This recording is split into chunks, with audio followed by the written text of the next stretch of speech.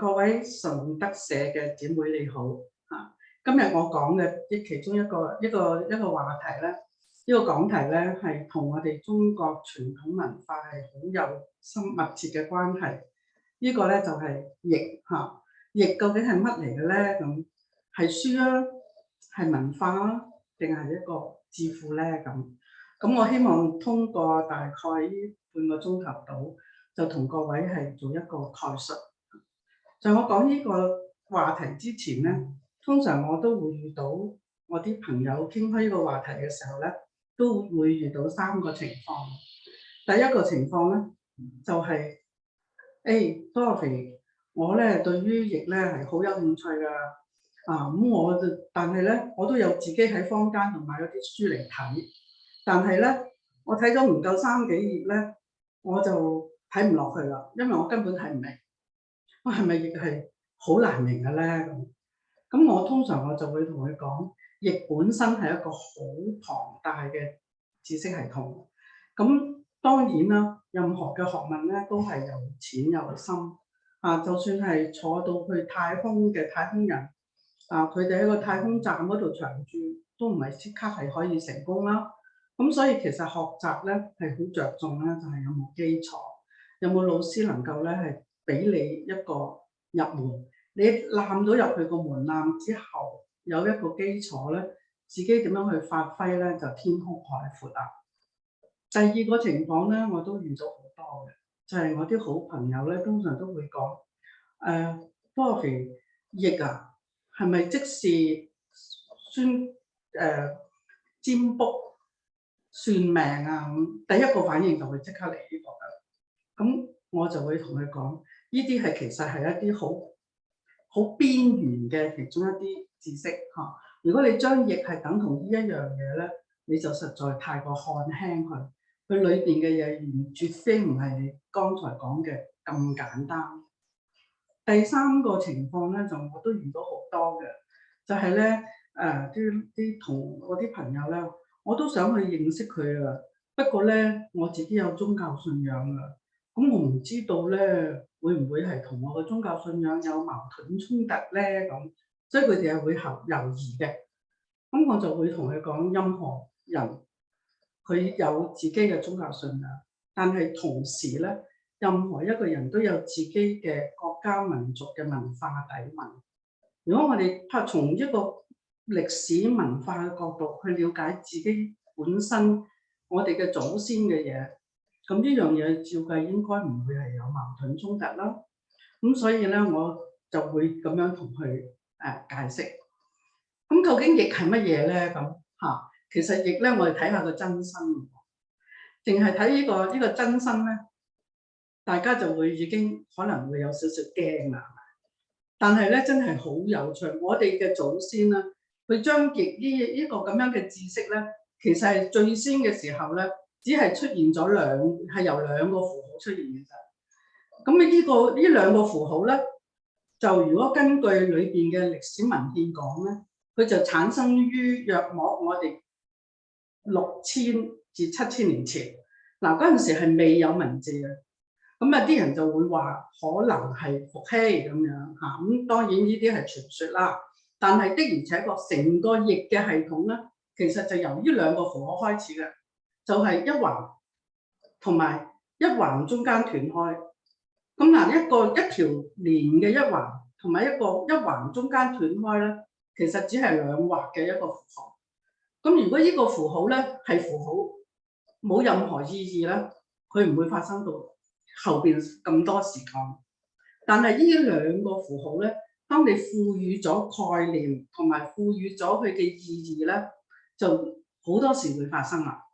咁咧就我哋嘅祖先咧，就將呢個一橫又連埋呢個符號咧，就賦予咗佢係陽。當我哋嘅祖先將呢個符號中間斷咗嘅咧，就賦予咗佢叫做陰。嗱，當呢兩個符號變咗叫做陰，叫做陽，而呢兩畫咧，忽然俾個名佢叫做爻嘅時候咧，就出現咗嘅情況就完全唔同啦。咁所以咧，大家會睇翻下邊呢張圖咧，就慢慢咧就因為時間嘅推移啦，呢個符號咧就由2個就變做4個，咁大家都會睇到呢個係 binary system 嚟㗎。咁由4個咧就再衍生成為8個嘅 combination。呢8個組合咧喺我哋嘅祖先裏邊咧就已經俾咗一個名佢，呢啲就叫做八卦嘅名，就係乾兌離震巽坎艮坤。嗱，當我哋將呢啲符號賦予咗一個概念，賦予咗呢個咁嘅名嘅時候咧，裏邊嘅意思就完全唔同啦。咁咧呢個只係第一步喎。咁所以咧，我哋成日講易係乜嘢？其實就係2條爻，一條我哋叫做陽爻，一條我哋叫做陰爻。就係呢2條爻咧，就搞出我哋咁龐大嘅智慧同埋去系統啦。咁我哋再睇下咯，究竟點解會咁樣咧？咁其實咧，大家應該咧就可以從另外一個歷史嘅角度去考慮。嗱，如果人哋認為呢個八卦真係伏羲嘅，咁伏羲嘅時候咧就只有呢8個符號。但係咧，大家亦都要記住，伏羲之後有夏朝，有商朝，佢大概係公元前4000至5000年。呢段日子裏邊咧，就係我哋中國歷史文明裏邊嘅一個好重要嘅時代，就係開始有文字。咁咧就商朝嘅文字咧係點樣去保存咗落嚟咧？咁我哋可以試下將來有機會去旅行啦，就去下河北省嘅安陽縣，裏邊出土咗大量嘅甲骨文同埋銅製嘅金文。咁咧裏邊有一個咧叫做文字博物館，如果各位去旅行一定要去，嗰度有好大量嘅文物資料嘅證據，話俾我哋聽，我哋中國嘅文字嘅記載同埋發展係由商朝開始。咁商朝呢段日子裏邊咧，呢個8個符號咧，又開始有唔同嘅發展啦。咁我哋相信大家都知道喺民族嘅文化嗰個發展咧，好多嘅古文明咧，都係喺神話故事裏邊咧，佢哋係信鬼神、信敬拜祖先啊。咁佢哋係好信占卜嘅。咁咧，但係占卜咧就唔係普通喺街邊嗰啲攞嚟去求籤嗰種。大家要記住咧，當時咧占卜係皇帝嘅御用嘅身份嚟嘅。呢一班人咧係好有學問嚇。咁咧就皇帝係乜嘢時候多數占卜咧？就係要出征好大件事嘅嚇，因為要死人，要好大嘅國家資源。究竟應唔應該出征？喺安陽裏邊出土嘅好多嘅甲骨文都係占卜出征嘅，打仗。第二咧就係國家嘅繼承啦，即係話邊個繼位，呢個好緊要啦嚇。我揾邊個仔嚟去做皇帝，佢可唔可以治理個國家咧？咁所以咧就係一路記落嚟嘅時候咧，就依個8個卦咧，都係好多時係用嚟占卜嘅嚇。咁咧就，但係慢慢咧佢就發覺呢8個卦唔夠用啦，係裏邊占嘅嘢。嗱，仲有大家要留意咧，就係呢啲記載咧係好高身份嘅官嚟去做嘅。咁佢哋咧係做完之後，占卜完之後咧，全部都係有檔案㗎。佢哋係立晒檔案，所以點解今時今日我哋仲見到呢啲甲骨文？就係當時喺安陽呢個地區，就係商朝嗰個首都咧，其實係一個檔案館嚟。佢又將曾經占過嘅嘢刻咗喺個龜背嗰度，嗰啲文字就全部落晒檔。咁然之後慢慢去鋪排同埋記錄。咁慢慢咧就去到周朝嘅時候，商之後就係周朝。嗱，呢一度咧就已經係有歷史可證啦，就係我哋公元前1111年，即係大概係3000年前。咁咧就商朝咧就滅亡咗啦。咁相信大家聽過《封神榜》啦、《封神演義》啦、商紂啦、妲己啦呢啲古仔係咪？咁咧即係就係呢個改朝換代嘅過程裏邊咧，就周文王咧就出現咗啦。嗱，呢度有個故事啊，呢個故事都係真嘅嚇，喺史記裏邊有記載，就係商紂最後即係商朝最後嗰個皇帝啦，佢知道文王係好有聲望，當時係一個西邊嘅諸侯嚟嘅啫。咁佢就捉咗佢，即係請叫咗佢，就韞住佢喺九里呢個地方，就韞咗佢。有人話3年，有人話6年啦。咁咧，周文王本身咧係一個諸侯，當然好有學問啦。咁佢被韞嘅過程裏邊咧，佢就演繹咗64卦。咁咧就文王演繹嘅意思就係咁啦，佢就將8卦前翻先，將8卦同8卦做咗一個 matrix 做咗一個陣舉。咁大家呢度咧已經有排講噶啦。咁佢咧就將呢64卦咧就鋪排咗出嚟咧，就都俾根據商朝嗰啲檔案裏邊出現嘅嗰啲占卜嘅詞啦，同埋裏邊嘅記錄咧，就將呢64卦咧就俾咗個名佢。咁呢64卦嘅名咧嘅名稱咧係由周文王演繹開始嘅。好啦，咁佢個細佬叫做周公周公旦咁大家當時你都會知道啦。文王死咗之後咧，就係杜武王就係伐紂啦，就建立咗周朝啦。周朝存在咗成800年㗎，好耐㗎。咁佢個咁周武王死咗之後，佢個細佬周公咧，其實係輔助佢個侄咧係做緊皇帝㗎。咁而周公最大嘅作用咧，就係根據周文王呢64卦咧，佢咧就係喺嗰一大批檔案裏邊嘅卦辭，點樣去經過排演同埋分析之後，就根據當時嘅情況咧，就將呢64卦嘅卦嘅詞就寫咗出嚟。咁樣呢個咁嘅易經嘅體系咧，就啱啱已經係成功啦。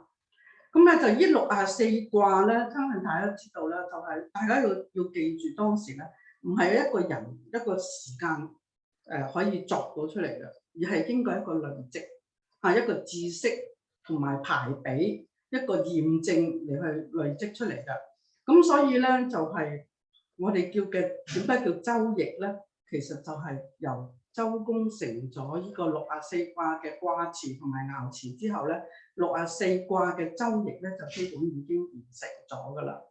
咁眨下眼咧又過咗，大家睇翻公元前770年，眨下眼咧就過咗成500年。嗱，呢500年發生咩事咧？就一樣係有好多嘅文獻記載咧。呢64卦即係周易嘅卦辭裏邊嗰個仍然都係用嚟占卜嘅。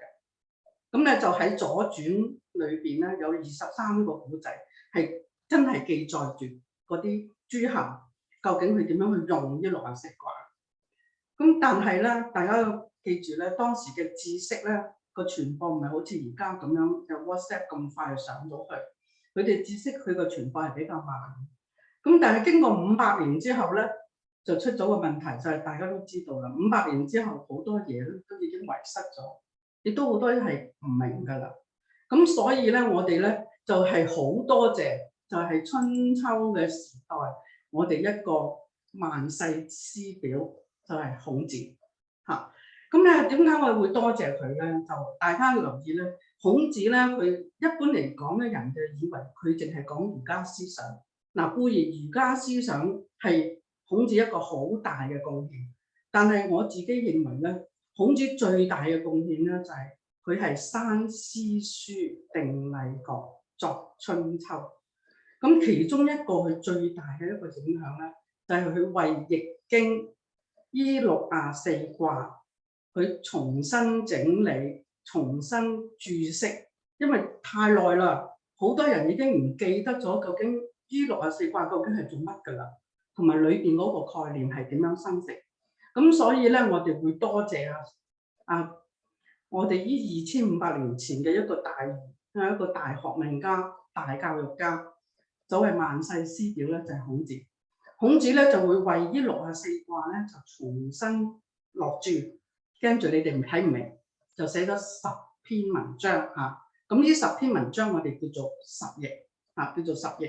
咁呢10篇文章係非常重要嘅。如果我哋今時今日冇咗孔子呢10篇文章咧，根本我哋係冇可能係明白易經呢64卦點解嗰啲爻辭同埋卦辭係講呢啲嘢。第二樣嘢咧，如果冇咗呢10篇文章咧，呢10篇文章咧，可能易經已經失傳咗，佢就只係淪落到就係普通嘅卜卜籤嚇，一啲所謂求籤、求卦。但係呢10篇文章佢最大嘅貢獻咧，就係佢將易經裏邊嘅學問同埋經驗、歷史嘅教誨咧，係提升到一個哲學嘅一個層面。咁其中咧就大家睇到咧，團有上下篇啦，象有上下篇啦。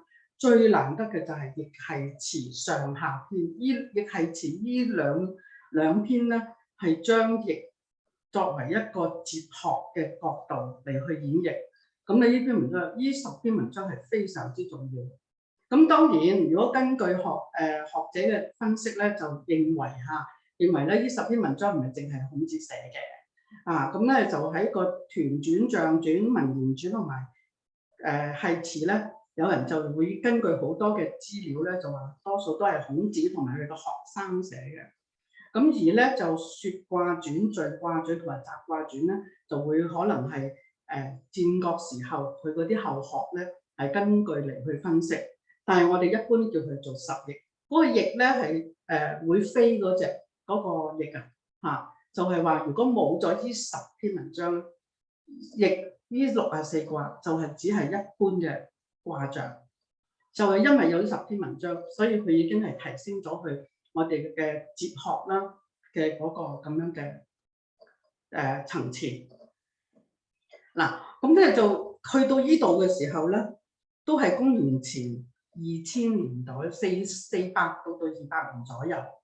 咁咧就呢段時間咧，就我想要講咧就係點解大易經係好有趣？我哋真係好幸運嚇，就係喺春秋戰國，大家都知道哇！呢幾百年咧，呢幾百年由770到200公元前咧，呢300-500年咧係打仗打到飛起，社會係好動盪不安。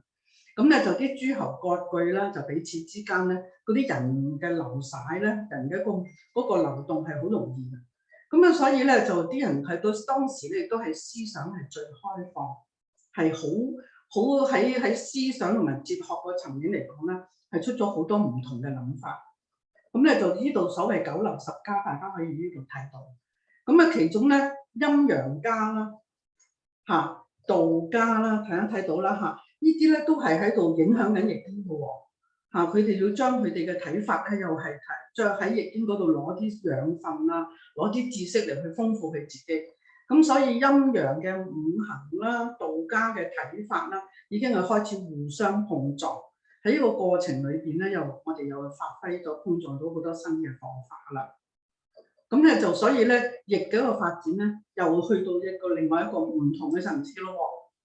好啦，咁我哋咧就睇下係嗱呢一個咧，我只係睇下點解易。剛才我哋話第一個情況，點解易咁難記嘅咧，咁難讀嘅咧？佢係咪書咧？咁佢係一個文獻檔案嘅記載，但係咧佢呢本書嘅編排咧係同我哋一般睇嘅書係唔同嘅。咁嗱，我哋睇翻佢嘅真身啦，就係易咧。呢個就係一個 chapter 其中一章叫做坤。咁大家睇到有符號啦，有個卦名啦，跟住後邊咧就有一紮嘅咁樣嘅名稱啦。咁啊，大家亦都同時又睇到上六、六五、六四、六三、六二、初六，係咪啊？嗱，呢啲係數字嚟嘅，但係呢啲數字咧就牽涉到表達到咧時間同埋空間嗰個轉變。所以咧，你淨係望落去，你如果冇一個基礎嘅概念同埋入門咧，你根本都唔知自己睇乜嘢。其實呢度應該由初六開始睇。咁咧就後邊嗰啲咧，亦都係就係我哋頭先講嘅十翼裏邊嘅一啲名稱。咁佢點解會咁樣存在咧？亦都有佢嘅原因同埋道理。咁所以咧，易經係難讀係可以理解嘅，因為佢唔只係一本書，佢係包括咗象。有符號，佢包括咗有數有數字，佢包括咗時間同埋空間之間個概念。咁所以咧，大家如果掌握到個概念同埋個基礎咧，你睇佢嘅時候咧，應該係易好多啦。所以易經咧，既係書亦都唔係書好啦，咁跟住我哋又想呢個亦都係啦，乾啦嚇，乾大家睇唔睇到啊？啊，所以大家有冇留意到陰嘅咧就叫做六，乾嘅陽爻就又為九喎。咁所以九呢個數字同埋六呢個數字咧，喺我哋中國嘅傳統裏邊已經係定咗型啦。嚇，定咗型嘅，即係話喺我哋個概念裏邊，一諗佢咧，一個就係陽，一個就係陰嚇。但係佢點解係咁咧？咁我哋將來有機會可以同各位去分析啦。好，跟住我哋又再睇下，究竟易經根據咁嘅情況之下，又發生緊乜嘢事喎？啊，大家有兩樣嘢咧，就係易經咧，呢本周易咧，有一個好值得慶幸嘅一個過程啦，就係大家記得秦朝咧，雖然就得嗰幾廿年嚇，但係佢影響好大。咁其中咧，秦始皇你哋成日揞住嘅叫做焚書坑儒啊嘛。咁的而且確咧，秦朝嘅時候咧，秦始皇係將好多嘅書係影響佢嘅管治嘅咧，佢真係燒晒。咁係我哋嘅文化其中一個大浩劫嚟㗎。但係好好彩咧，因為周易咧喺春秋戰國嘅時候，仍然都係啲人仍然覺得佢係卜筮嘅書。咁佢唔係儒家嘅嗰個專有嘅書籍，所以周易呢個咁樣嘅東西咧係冇燒過嘅，即係話佢冇斷過嗰個傳承，咁啊一路係存在喺度。咁咧就去到漢朝嘅時候，大家有可能你會知道咧，漢朝嘅時候咧，去到漢武帝嘅時候，咪有一個叫做讀書專儒術罷黜百家。就原因係點解咧？就係漢武帝認為儒家嘅思想最啱佢統治呢個國家。咁佢將儒家嘅思想咧，就係提到係喺國家管治嘅層面。咁佢用咗兩個方法嚟去引誘啲讀書人㗎。第一就係你識某一啲儒家嘅經典咧，你可以咧係做出嚟做官。咁咧你依咗出嚟做呢個官咧，唔係話做一任喎，而係世襲嘅。話你識得某一本經典咧，你係可以開館授徒出嚟做官，係可以富貴榮華禍延，唔係禍延係福延子孫㗎。呢個係事實嚟㗎。咁你但係咁啱咧，大家頭先有講到啦，孔子佢係有作十㗎嘛，所以咧周易咧係漢朝嘅時候儒家嘅經學嘅之首，個情況就係咁樣嚟㗎。咁所以佢嘅地位係好高嘅。咁佢哋識一個書經，咁啊已經有一個博士。啊，去到個春秋，佢已經係一個博士。但係咧，五經裏邊咧，周易咧係群經之首。咁裏邊咧係好有承傳㗎。咁如果你睇翻歷史嘅文獻咧，你會睇到佢哋係嗰個傳承咧係好清楚，一代傳一代咁樣落去嘅。咁樣嘅時候咧，就呢個係其中一個好重要啦，所以佢個地位又高咗咯喎。第二咧就係漢朝嘅時候，漢朝呢600年咧，佢哋好信一啲靈異啊、災變啊嗰啲一樣嘢嘅。咁咧裏邊咧就因為佢周易裏邊係有符號呢樣嘢，有數呢樣嘢。咁啊有一班人啦。有一班人呢度我有提到嘅，叫做經房同埋魚幡。一班人咧就專係喺啲符號嗰度嚟去睇下呢64卦之間嘅關係係咩。咁佢哋又有佢哋嘅嗰個一個學派。咁另外一班人咧，好似鄭玄啊、孫爽啊咁樣，魏伯陽呢班人咧，佢咧就係喺民間嘅時候，佢又好着重係講義理嘅。咁所以喺漢朝嘅漢譯咧，就係又有數象，又講義理嘅。咁咧，仲有一樣嘢要提嘅咧，就係去到漢朝嘅時候咧，喺周易嘅發展咧，就有一個叫做魏伯陽，我相信大家都識佢。咁佢咧就係將周易同埋嗰64卦嗰個卦爻之間嗰個演繹咧，就變咗做養生氣功，就由呢度開始㗎。嚇，氣功丹道就由周易嘅周易參同睇呢本書。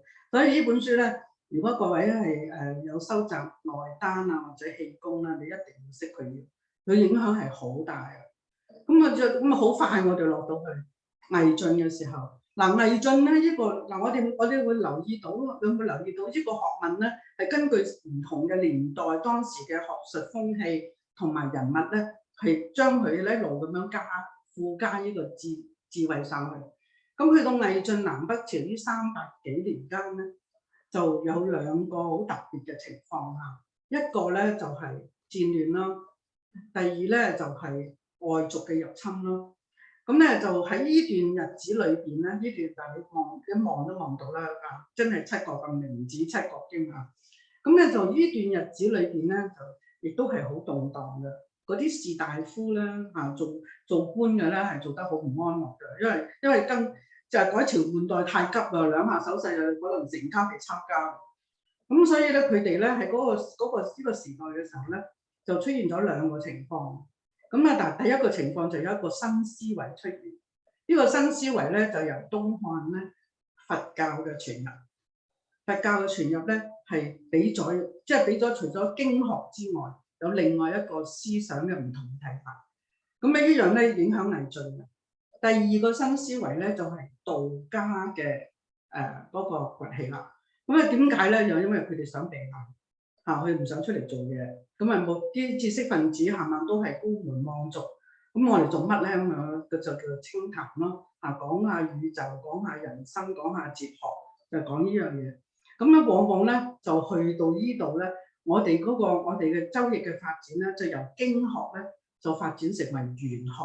所以去到魏晉嘅時候，叫做三玄之首，就係道家就攞咗呢本經典咧，就同老子、莊子咧就合稱叫做三玄。咁你諗下，佢又係即係話喺佢嗰個知識嘅結構裏邊又多一層喎。咁所以係好有趣嘅。咁佢後來一路發展去到唐朝嘅時候咧，我一定要提嗰個叫做王弼嚇。呢個咧係呢個奇才嚟㗎。我成日個好可惜，即係好可惜佢咁鬼短命啊，20零歲就死咗。但係咧佢咧係將周易咧係嗰個解釋啊注嗰個解釋咧，又去到另外一個角度，就係利用道家嘅思想嚟去解釋周易。咁佢有佢嘅睇法，咁亦都係影響好大。點解影響好大咧？我又多謝唐朝嘅時候，其中一個因素。咁咧，大家可能你記得咧，就你唔識邊個叫做永徽年間咧，你實識嘅武則天永徽年間其實就武則天個老公唐高宗個年號。咁當時嘅門閥咧係佔據咗好多嘅出仕嘅機會。咁佢為咗要抗衡呢一啲咁樣嘅高門望族咧，就係喺永徽年間咧，就正式係有科舉。呢樣嘢科舉係唐朝開始嘅。咁科舉咧就係俾啲寒門啦，即係唔係貴族咧，係考功名。所以我哋成日講緊咩狀元黨、榜眼探花，其實係唐朝嗰陣時嘅人才嘅錄用。咁而王弼呢個注咧，去到孔永達嘅時候咧，就皇帝欽點佢呢個國子監祭酒啦，就係去整理王弼呢本書，就成為教科書，即係話考試你必要考嘅，好似我哋啲 DGS 你唔讀咧你就會肥佬噶啦。咁人人都讀喎，你想做官出嚟考科舉就要讀，你諗下個影響幾大。咁所以唐朝嗰個情況就係咁樣樣。咁又將易學咧喺義理同埋喺個各方面都出現咗好多唔同嘅新嘅思維。我哋好快咧落到去宋朝宋朝咧大家要留意咧，就宋朝咧就你唔好以為佢係積弱，但係喺宋朝嘅文化係我哋中國文化最細膩、最雅致、最興旺嘅日子。咁裏邊啲嘢咁大家不妨睇下啲電視劇咁望下。咁其實咧宋朝嗰個文化係好雅致、好精細嘅。咁當時咧就流行咗一樣嘢，就係啲人讀好多書讀咗好多有關周易嘅有關嘅文獻。你諗下，已經累積咗1000幾年啦。你諗下有幾多嘅文獻？咁啲人一路累積嘅時候咧，一定係有讀書心得嘅。咁其中咧就譬如話陳希夷，你哋實識㗎啦。邵康節你起碼一定聽過佢個名程頤張載啲全部都係宋朝嘅大儒。南宋嘅朱熹講起都已經，就算未聽過，唔知佢做乜你都聽過個名。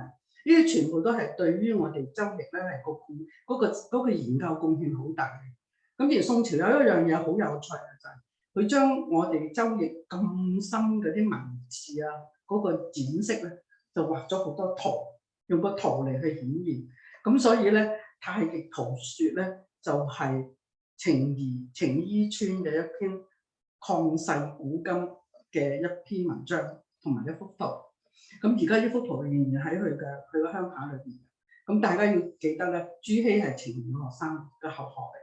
咁啊一路去到元明咧，都係沿住呢個咁樣嘅嗰個知識嗰個累贅同埋嗰個發展之後咧，咁我哋就會睇到咧，去到清朝嘅時候咧，就好多，因為清朝咧又雖然係滿清嚟去做我哋嘅即係統治者啦，但係咧大家唔好唔記得，清朝最初嗰3個皇帝康熙、雍正、乾隆，佢都係一個好崇尚漢朝嘅文化。咁康熙大家聽過啦，康熙嘅字典啦，係咪啊？或者係呢個四書裏邊嘅情況，你都聽好多。咁康熙佢係好中意易經㗎，佢有本書咧就擺喺佢個辦公室個台頭嗰度，成日我嚟做參考。咁啊，康熙有個好處喎，佢就話：哇！呢易經咁多參考資料，擺到成台都係，我都唔知點樣睇。唉，我話有冇人幫我手喎？咁啊揾，咁啊梗係揾咗李道平，佢個秘書嚇，呢個身份好高㗎嚇。咁佢話：唉，李道平，你幫我將唔同派別、唔同嘅文獻嘅有關易經嘅資料，同我整個百科全書，等我查考容易。所以就出咗呢本係御不要佢哋做。咁皇帝出資源、出人才。出埋錢、出埋印，咁當然係好緊要啦。咁所以我哋可以睇到咧，我哋中國由孔子一路落到去清民初固然有好大量嘅研究添啊。咁到而家咧，我哋易經嘅研究仲有一樣嘢好令人振奮嘅咧，就係考古嘅出現。因為考古又出咗好多啲遺跡啦，特別係嗰啲漢墓啦。最近嘅海昏侯墓啊，大家如果你去湖北省，一定要去睇。係漢初嘅時候一個皇帝被廢嘅一個皇帝出咗個墓，佢裏邊真係有套易經喺度，即係呢啲係事，呢啲係實實在在嘅嘢嚟。咁所以我哋有好多嘅研究一路咁樣累積咧，就係呢2500年咧，易經嗰個發展同埋研究係未斷過。每一個時代，每一個我哋啲知識分子嘅精英咧，都係投好大嘅資源同埋心血咧，喺一方面去研究嚟去推演嘅。咁而家咧就有成6000至7000種，但係咧就真係而家仍然要存在嘅有3000幾種。咁所以可以睇到咧，易經咧要喺咁嘅過程裏邊咧，佢唔單止係本書，佢只係用一個記錄檔案嘅形式，但係喺一個過程裏邊咧，每一代咧賦予佢嘅智慧，所以已經係一個文化嚟。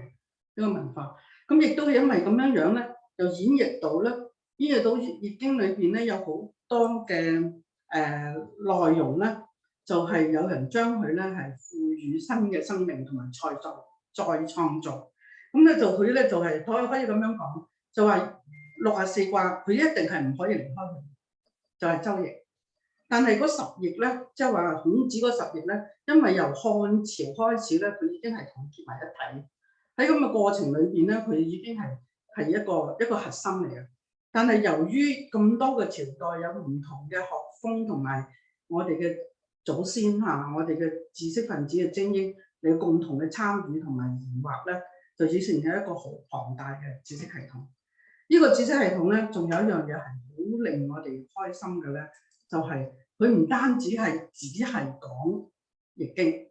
佢裏邊牽涉咗好多文字嘅探索啦，宇宙人生嗰個本身嘅原理理解啦，仲有一樣嘢咧，就係佢引導咗我哋好多頭先講嘅養生醫學、宗教、政治、歷史、天文、生物同埋建築咁所以咧，後來就慢慢衍生到你哋最多人好熟嘅就係話建築啦、風水啦，呢啲係好後期發生嘅事。咁但係佢的而且確係一個好龐大嘅學術知識系統嚟嘅。咁你呢度可以睇到咧，就成個即係咁快咁樣講完啦。成個易經嗰個發展咧，本身就係我哋中國文化嘅底蘊，我哋嘅核心嚟。咁佢裏邊一路咁樣衍生出咗好多，就係我哋喺裏邊攞到好多智慧喺度。即係易經嗰64卦俾好多啟示、好多智慧俾我哋。如果唔係都唔會咁多，我哋嘅祖先個個都係咁叻嘅。蘇東坡、歐陽修隨時噏嗰個，全部都係好熟易經嘅。咁佢梗係有佢嘅本質內涵，佢先可以吸引到我哋咁多嘅知識分子同埋皇帝嚟去投入咁多資源智慧嚟去解讀佢啦。咁所以佢已經唔係淨係一個文化底蘊，佢裏邊有好多嘅智慧啦，係俾我哋提供到俾我哋或者啟發我哋嘅。咁咧，我舉個例嚟講啦，就算係我哋而家香港，咁咧就喺中文大學，佢哋甚至係用易經嚟去解讀管理同埋商業嘅。咁啊，即係呢個只係其中一個好細嘅旁支嚟㗎。咁當然啦，有人就有其他嘅作用啦，但係的而且確係一個字符啦。咁所以我哋會咁樣講咧，就係話易經佢係一個知識嘅檔案，亦都係一個文化嘅底蘊，因為裏邊衍生咗好多嘅文化嘅嘢咧，係各位你真係你自己喺佢嘅日常嘅衣食住行裏邊，你係唔覺嘅。譬如話點解中意喜慶係紅色啊？因為乾啊嘛，係陽啊嘛。鼎泰豐點解係呢3個名？點解佢做呢個小籠包做到上市咧？因為呢3個卦係最好噶嘛。我哋嘅大有商場點解叫大有？人潮多咯，物流好咯，所以佢改個名係好識改噶。我哋點解好多嘅裏邊好多我哋日常生活，其實我哋已經係喺我哋嘅生活裏邊嘅。咁所以咧就佢既係一本書，係一個文本嘅檔案，佢亦都係我哋嘅文化。但係最難得嘅，佢仍然係一個字符，即係話我哋入到門去掌握佢咧，其實會俾好多啟發我哋咯。咁所以咧就我今堂就講到呢度，咁我就自己作咗一首詩，咁我哋作為一個易經今堂嘅一個總括啦。陰陽爻變演乾坤，10翼相輔匯進財，經傳學要華文化，博大精明連遠長。多謝各位。